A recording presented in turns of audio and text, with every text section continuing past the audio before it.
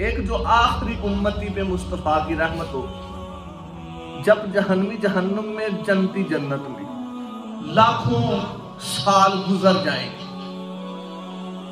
جب لاکھوں سال گزرنے کے بعد اللہ جبریل کو حکم کرے گا کہ آج میں چاہتا ہوں، میرا ارادہ ہے کہ میں اپنے مصطفیٰ کو کوئی تحفہ دوں۔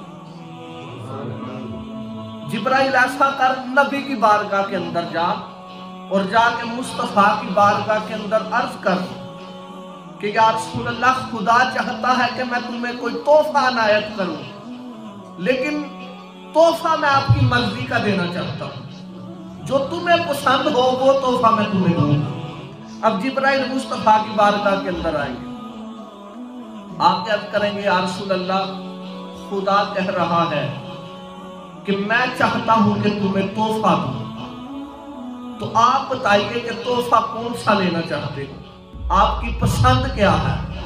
یہاں پر دیکھ مقام مصطفیٰ، یہاں پر دیکھ امت سے مصطفیٰ کا تعلق، یہاں پر دیکھو مصطفیٰ کی امت کے ساتھ نسبت، یہاں پر دیکھو امت کے ساتھ مصطفیٰ کا پیار۔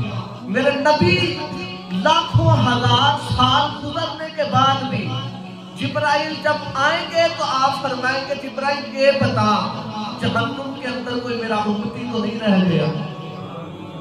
یہ بتا۔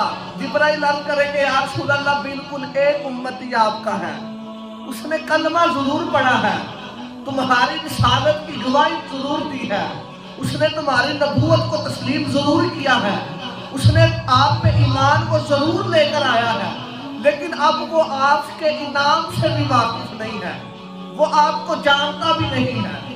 وہ گناہگار ہے جس نے کبھی نماز بھی نہیں پڑھی، وہ گناہگار ہے جس نے کبھی روزہ بھی نہیں رکھا، وہ گناہگار ہے جس نے کبھی عبادت بھی نہیں کی، وہ گناہگار ہے جس نے کبھی نیکی کا کام کیا ہی نہیں، بس اس نے آپ کا کلمہ پڑھا ہے، جانتا آپ کو بھی نہیں۔ میرے مصطفیٰ فرمائیں گے جبریل جا خدا کی بارگاہ کے اندر اور جا کے کہہ دے کہ اللہ تو مجھے تحفہ عنایت کرنا چاہتا ہے، بس جو جہنم کے اندر میرا امتی رہتا ہے اسے جنت میں بھیج دے، آزاد کر کے پھر میرے لیے یہی بڑا تحفہ ہے۔